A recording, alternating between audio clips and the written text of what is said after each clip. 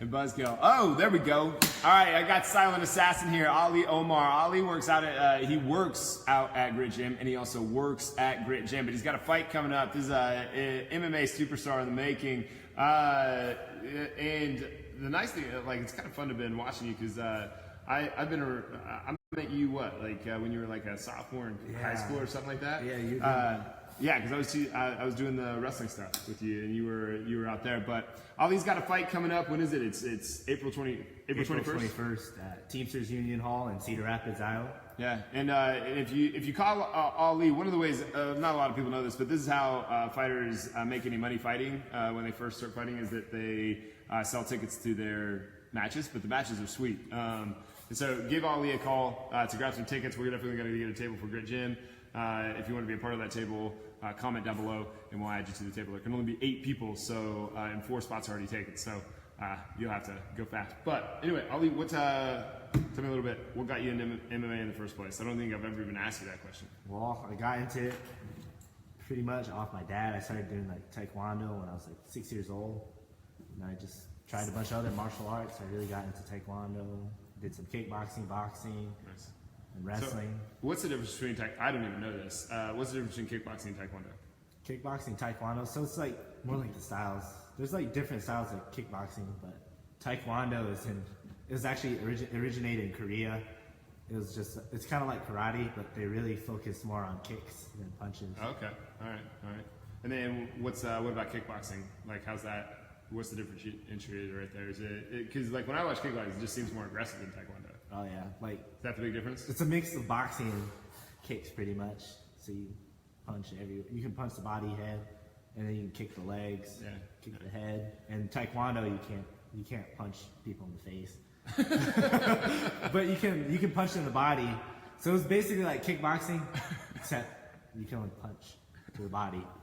Which is how I got. I mean, into it. That's probably good for a 6-year-old to just work on the things that. Yeah, like less brain damage, maybe. That's true. But anyway, your dad got you into it. He's a long-term martial arts, right? Oh yeah, he started off with Taekwondo. He's done everything because he's from New York.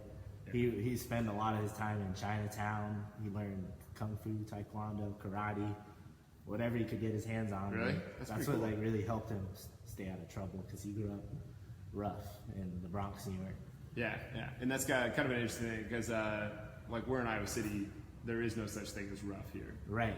We got it easy out here. Yeah, seriously.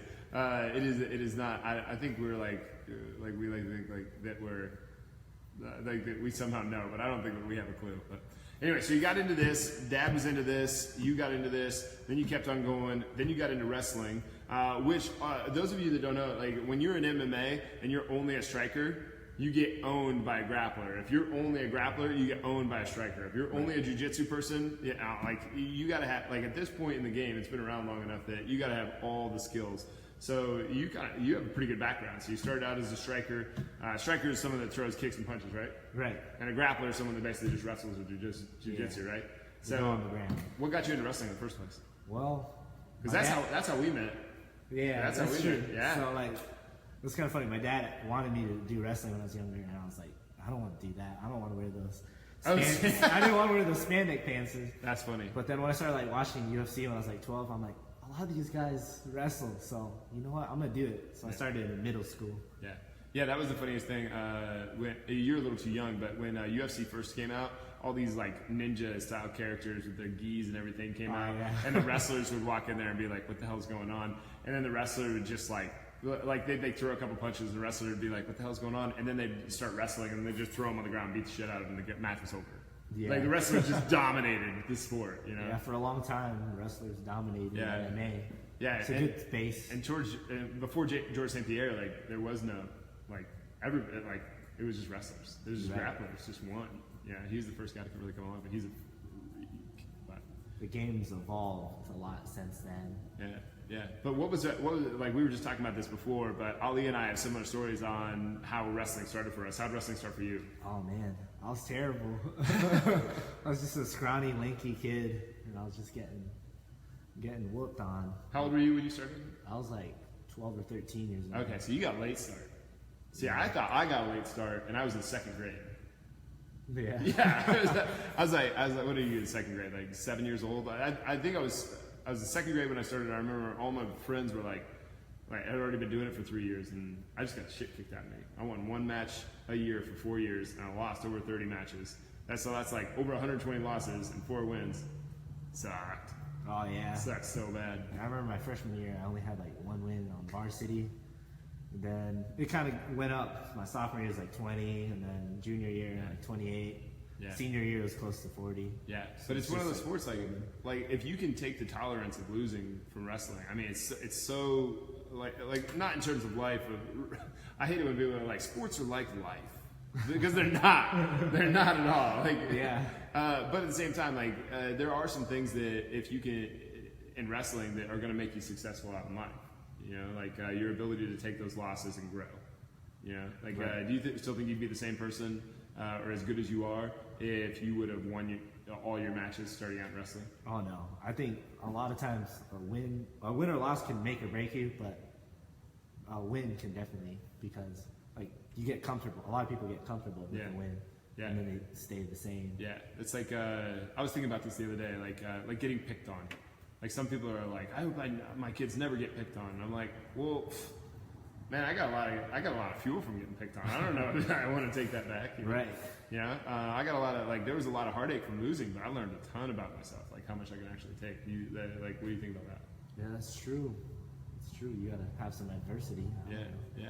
Or like I don't know about a chip in your shoulder, but yeah. I mean, it's just so what's it like for you? Where are you at now in your career? What's your record? Right now, I'm 5-2 in MMA and 2-0 in kickboxing. Okay, all right. And then what's the difference between MMA and kickboxing? So they know. So MMA, it's like the cage stuff. That's how you remember it. Like a lot of people think of UFC. Do you know who Shooter McGavin is? No, I don't. You kind of did a Shooter McGavin right there. Oh, really? You're gonna have to go watch Happy Gilmore. Oh yeah. Should be like You required to talked watch about it. that Yeah, earlier. yeah. And you haven't seen it. Yeah, I feel bad for you that you haven't watched Happy Gilmore. It's an Adam. I'll check it It's out. an Adam Sandler movie. Yeah, the guy in there, he does that. Shooter. Yeah. Yeah. But anyway, so you got a pretty good record going. You're fighting all the time. It seems like you're fighting what, like every other month now? I've been fighting like every 2 weeks lately. Yeah, it's I crazy. fought like 5 times already this year. Yeah. 'Cause I started MMA fighting like 6 months ago. But yeah, not that long ago. Yeah. But I was training. Like I really started training MMA. Yeah. Like I don't think does anybody get into MMA where they like didn't have a wrestling or a kickboxing or a jiu-jitsu, like some kind of fighting background? Does anybody get into it? yeah, there's actually Rory McDonald's a good one. He just started straight up MMA. Rory did? Rory McDonald. No yeah. shit, I did not know that. What did he do before? Nothing. He just wasn't an athlete? No, he started young. What? Though. He's like 16, I think, when he started. Okay, so that makes more sense then. He did something, he just did MMA. Yeah. Yeah, He just got straight into MMA. That's crazy. I That's feel crazy. like most people have like a background in something, whether it's like wrestling or kickboxing or Yeah, whatever. they have some kind of discipline before they actually get into it. Yeah. But and real quick, before we like as we're getting into this, where can they follow you? Oh, you can follow me on Instagram, or you can follow me on Facebook, just Ali Omar. And my Instagram is omar.ali.mma, and then I have a Twitter. You have a Twitter? Yeah. Who has a Twitter? Who has a Twitter? I don't know. I just started using it. I had like a Twitter, but I like never used it, so I got back on, and then I think my username's the real underscore Ooh. Ali The R. real, Omar. I'm gonna change mine. I'm gonna go in there and be the real Adam Reese. Yeah, you should do it. No, You have a Twitter? I have a Twitter. I was actually follow you. probably when Twitter first came out. I read this blog post. This guy was like going on and on about how if you're gonna do XYZ, you got to be on Twitter. So I was like, oh fuck it, I'll sign up for an account. If I use it, I use it. If I don't, I don't. So I have @Adam Reese. Oh yeah. Yeah. I also have @GritGym. Like that's how early I was on Twitter. So Oh yeah. Yeah. Do you ever use it? never. I despise Twitter. I don't despise it. It's just boring. It's just like I don't really like it very much. Neither do I. Instagram's really fun because you can follow like comedians and stuff. Right. Yeah, or fighters, or photographers. That's basically all I follow. String conditioning professionals, some. Only if I'm friends with them, but. Yeah. But anyway, so you've been working at Grit for a little while. What's some of the stuff you learned along the way? Grit Gym's been an awesome experience, actually. Yeah. It's like Thanks, it helped me with like speaking and a lot actually. And then just like with the training, like I'm learning all these exercises I can implement in my own trainings. I actually started doing grit gym workouts too. Yeah. So, Right, yeah, because you're on one of our programs, the Road program. Yeah. Oh yeah, How's it gone so far? it's good. I feel like I'm getting stronger. Are you getting stronger though? Yeah. Like, have your numbers gone up? My numbers gone up. What about your teammates? They say anything like when they're rolling with you? Like, no. Nah, not yet. Not yet. Hopefully Not yet. soon. Yeah. Conditioning changed at all? Like, you noticed anything? It's not really been enough time. Like, it's only been like 2 months. I'm not sure about that. But And your I've always conditioning had good probably should have conditioning. been pretty on point before this, but yeah. But I like the conditioning stuff because it's like those short intervals, and I can really just push myself. Right. on Yeah. those. Well, that's what you need when you're in the ring, because it's not like long distance running where you can just keep the pace for a long period of time. Like, Right. You got to hit, and then you have like these little like times to catch your breath, but they're real short. You know, you just go to the corner and then you come back. Yeah. Yeah. But It's a different pace. Definitely a different pace in MMA. You're just exploding all the time. Right. You get real tired. I'm telling you, you can be in as good as running shape as you want, and then you get in there and you do some MMA workouts or something. You're gonna get tired real quick. Yeah. Do you think that like wrestling and kickboxing and all that stuff, like conditioning wise, like toughened you up, and then now you just got to refine your skills, or do you think like, never mind. Do you think like it's just like a refining of the skills now, or do you think like there's other stuff to learn?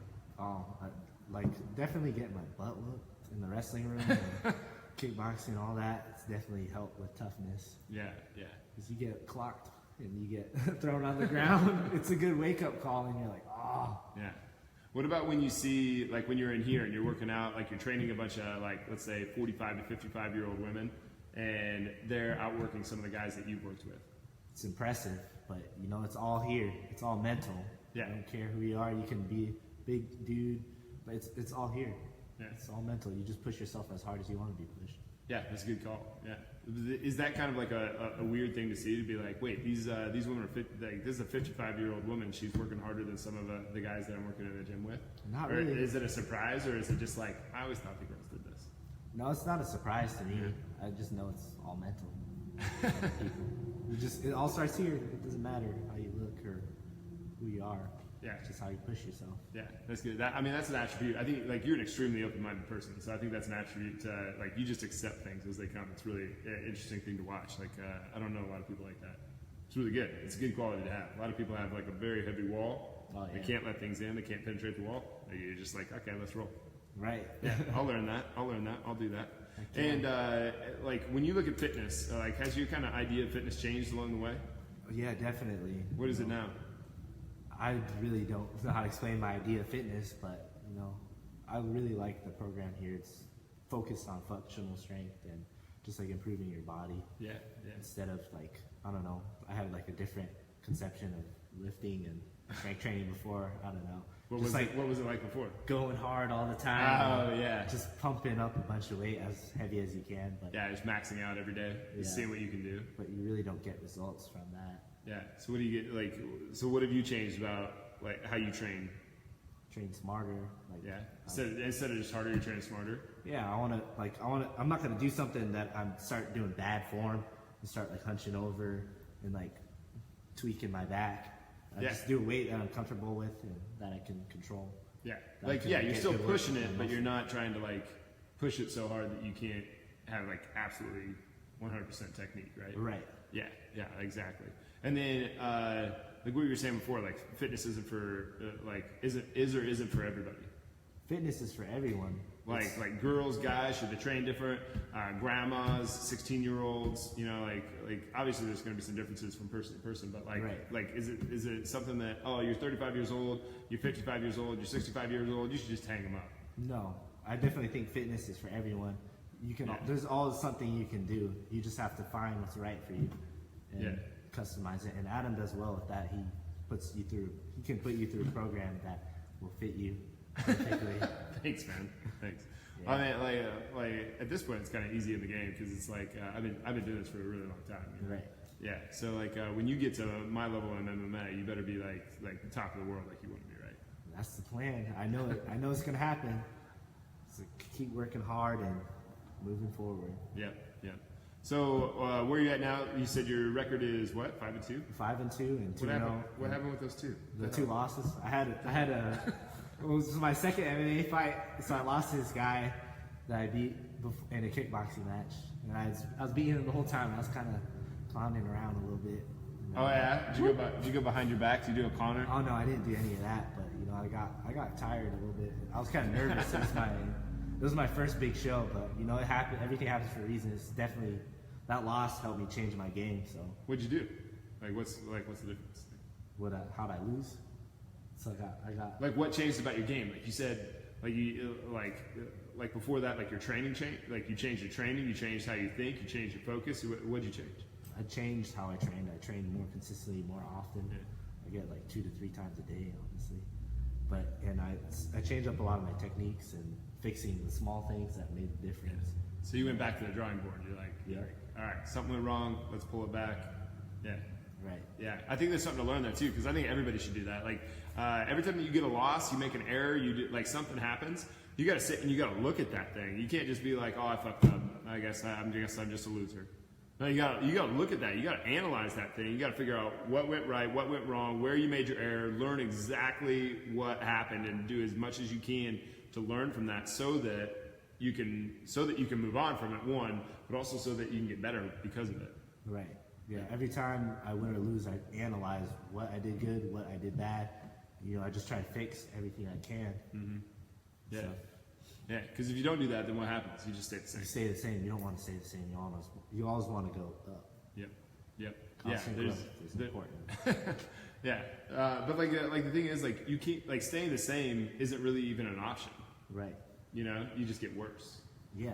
The game's always changing, so you gotta keep moving up. That's why you see a lot of fighters, they stay the same and you don't see them do as well anymore.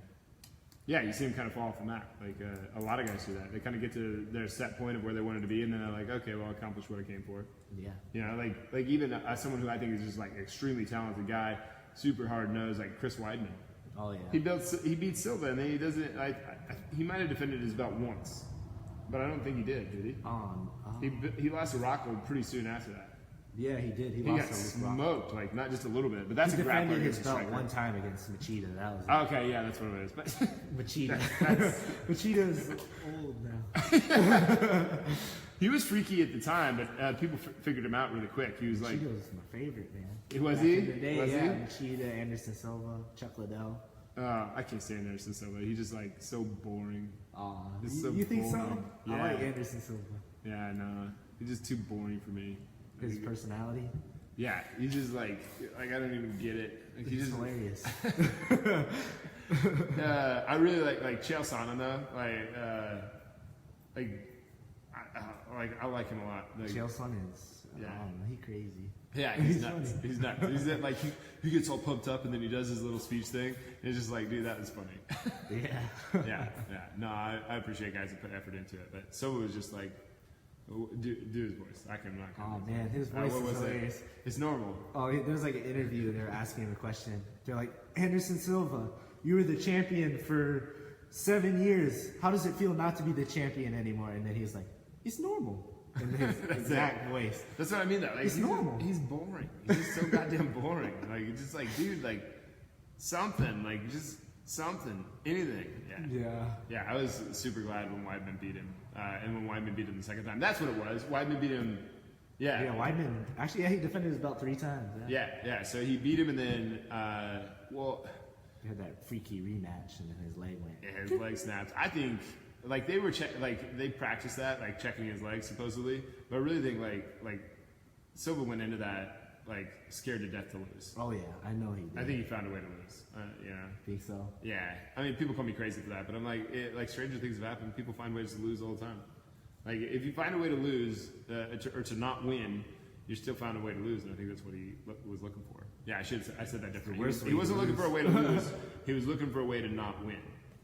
Yeah, I think he wanted out. Yeah. Who knows? Maybe he got bored. Yeah, he might have got bored. Well, George St. Pierre got bored too. Like when you watched the Johnny Hendricks, or is it Jimi Hendrix? Johnny Hendrix. No, Jimi Hendrix is a different. Johnny Hendricks. Yeah. He was fighting Johnny Hendricks, and like he basically had him submitted in the first maybe 45 seconds, and then he just got the shit kicked out of him for the rest of the match. And Johnny Hendricks hasn't done anything since then. GSP is a way better fighter. Right. Just came in stale. Like I think he just wanted to beat him early and call it quits and just be done for a while. I think he just burned out. He won the decision, but it was kind of controversial. Oh my god, that was a dumb decision. He got smoked in that fight. Yeah, his face was all.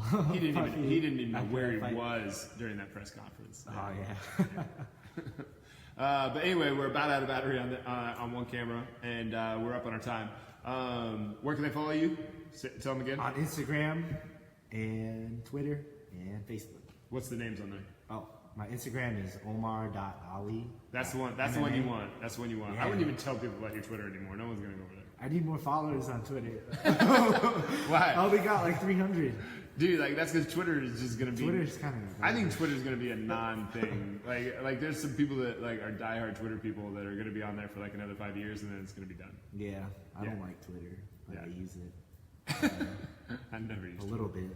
Never use Twitter. We don't put anything out on Twitter. I don't think anyway. Maybe we have some stuff. But hey, look, Tori's here. Hey, Tori. A real wave, not like a wave on there. But anyway, so follow him on Instagram. You can follow him on Facebook. You can come out here and grab tickets from him. Like buying tickets from a fighter like this is how you would support him in his career. These guys right here. Hit me up. Out there. And so, like that's how they make their whole thing happen. We're gonna get a whole table for all the Grit Gym for anybody that wants to come out of Grit Gym. So we have 4 slots already. It's 8 people per table, right? Yep. So we have one table. We have 4 people sitting at that table right now. 4 other people can join in with us if they want to. Just buy your tickets from Ali. All's good. All right. All right, man. All right, See you you ready to guys get there. up? Well, anything else that you want to leave the Grit Gym tribe with? Well, always try to build and have that growth mindset. That was good. There's Man. always more to do. What about that growth mindset? Where are you getting that stuff? A book you gave me. It's a really good book. It is a really good book. Yeah. Growth Mindset by Carol Dweck. Very good book. I encourage everybody to read it. Everybody that works at Grid Gym has to read it. It's required reading. So, yeah. But it was good for you, right? Oh, it was really good. I should ask you during the show what you took away from it, but unless you can sum it up in like 2 seconds. Well, what I took away from it is like, how am I gonna improve myself daily? Yeah. Whether it's me mentally, physically, emotionally, or technically with my skills. Yeah. Just I always think that and put that in mind, and I always want to constantly grow. On Yeah. everything. How do you move the bar? How do you move the bar? How do you move the bar? Because if you do it every single day, it's gonna add up to a ton, right? Right. Yeah. Even if you got 1% better every day, it's like 365 days. Otherwise, you just stay the same, and then you end up getting worse. Right. You always want to go up, climb up that ladder. All right, guys. Thanks for being here. I really appreciate it. This is Ali Omar. He's going to be fighting April 21st in Cedar Rapids. Come out here and grab tickets from him. That's how you support fighters like this early on in their career. Ali does a great job with people in here. He's got a lot of energy, and he's he's got a lot of heart to give people that really cares. But anyway, he's learning from us on how to do all the strength stuff so that he can help more people and so that he can further his own career. And we want to support him in that. But also, if you want to share with all of us with the Grit Gym Tribe at the fight, let us know, and we'll get you in contact with Ali and get you set up. But anyway, thanks for being here. See you on Monday. Peace out, people.